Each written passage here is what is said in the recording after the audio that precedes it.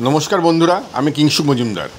আজ আমি আপনাদের কাছে নিয়ে এসেছি লেখক শ্রী ইন্দ্রনীল মুখোপাধ্যায় লেখা বিশ্বের জালে 22 গজ বইটি পাঠ্যপ্রতিক্রিয়া।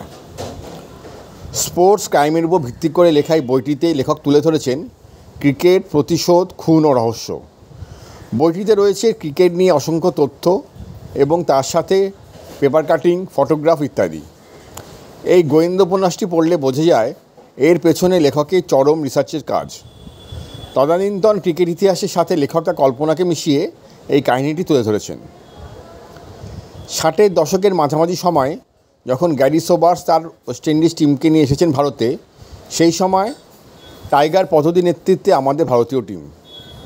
ক্লাইভ লয়েড তখন নবীন ক্রিকেটার, বিশেন সিং বেদির টেস্ট অভিষেক হচ্ছে, ফারুক ইঞ্জিনিয়ার তখন উইকেটকিপার ব্যাটসম্যান।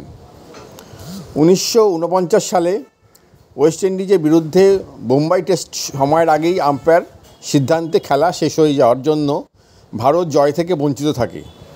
আর এই টেস্টের পর ভারত অধিনায়ক লালা অমরনাথকে ঘুষ নেওয়ার অভিযোগে সাসপেন্ড করা হয়েছিল।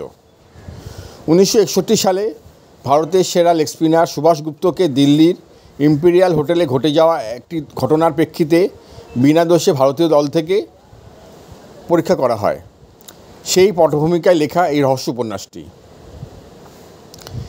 বিবেকানন্দ বসুকে ক্রিকেট মাঠে সবাই বিল বোস হিসাবেই চেনেন। তিনি ছিলেন বাঁহাতি মিডিয়াম পেসার। কাঁধে চোটের জন্য খেলা ছেড়ে দিয়ে ক্রীড়া সাংবাদিকতাকেই পেশা হিসাবে বেছে নেন তিনি।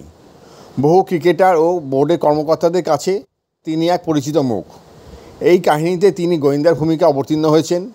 1949 ও 1955 টেস্ট ম্যাচ থেকে শুরু হয় রহস্যের সূত্রপাত। একের পর এক খুন হতে চলে। ক্রিকেট সিরিজ যত এগোয় ততই ক্রিকেটের মাঠের বাইরেও জমে উঠতে থাকে রহস্য। আকবর শাহ হিরে বারবার হাতবদল হতে থাকে। শেষ পর্যন্ত কি উদ্ধার করা গেল সেই মহামূল্য রত্নটি?